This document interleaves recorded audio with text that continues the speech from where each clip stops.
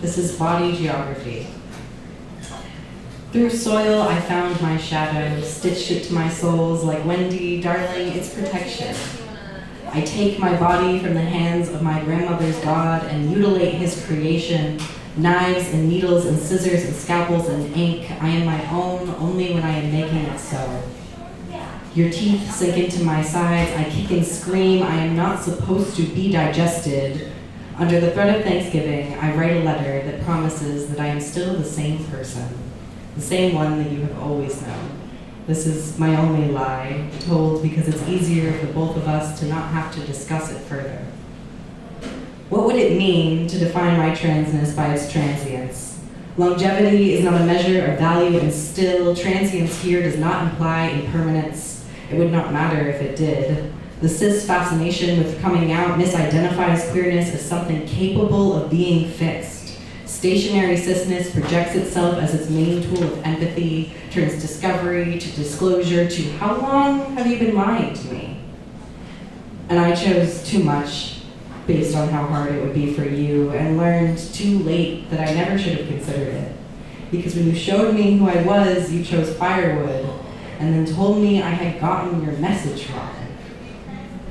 It is less about the words and more about what it all means. I could kill her in my mother's eyes. I would do it gently.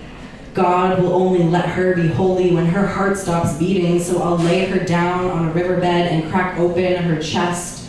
She was too awkward to be beautiful the way you might have taught her to be given time. She is just a body made by a God whose claim to omnipotence is laughable at best, cruel at most honest. He twisted her into a shape best suited to receive her love, with no regard to the strain of her ribcage or the bruising of her gut. By the time I kill her, it will be a mercy he was too weak for. This is Cassandra cried wolf. My friends are starting to talk again. They are worried about their strength. These days, we are wondering if we could protect each other when it comes to it. Probably not, but what's the alternative? Crying wolf in a pack of them is like noting the rain in New England as it slides off your back as their teeth tear into you. We told you this would happen. We told you settling for a lesser evil changes nothing, but it does let people sit back. Conscious, easy, complacent, undeservedly. Can we really say that's not what's happening? Again, come on, nursery rhymes know better than that. We are great at telling people to wait their turn, like anything short of massive disruption has ever worked. Swallowing entertainment news with a smile and declawing our own defiance. When that defiance becomes mildly inconvenient, we could call it prophecy if the pattern was less boldly offensive. When they come for one of us, they will inevitably come for us all. We know this, we know this, we know this. In the end, when there's no one left to hear, they will come for you too. Come on, we know this, we know this, we know this. But God forbid we refuse fascist ideology a seat at the table. Their right to free speech somehow becomes more important than material safety. That can't also be change their minds. Like it matters if hearts change if no one is safe first. Like feeling bad about hitting someone undoes hitting them. Like feeling bad about killing someone undoes killing them. Like this isn't acid on our support beams. Like the bridge isn't falling into the river. The bridge is falling into the river. There are people on it, trapped in traffic, in their cars, horns blaring and scrambling out their windows. The bridge is falling into the river, just like we knew it would. But it's okay, right?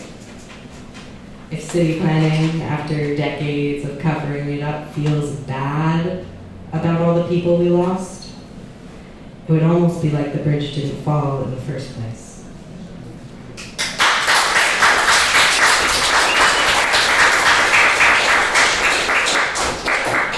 I've got just one more poem for you.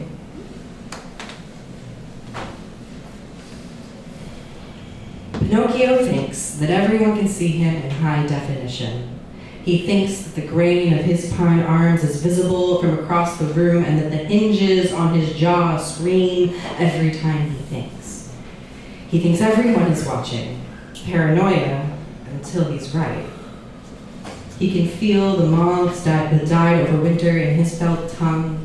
They left holes in his taste buds and tore his floss vocal cords. Growing hollow, he rattles around his own body. It's what he wanted, but it slips down sometimes. He worries his voice is contaminated with the echoes of someone else's menace.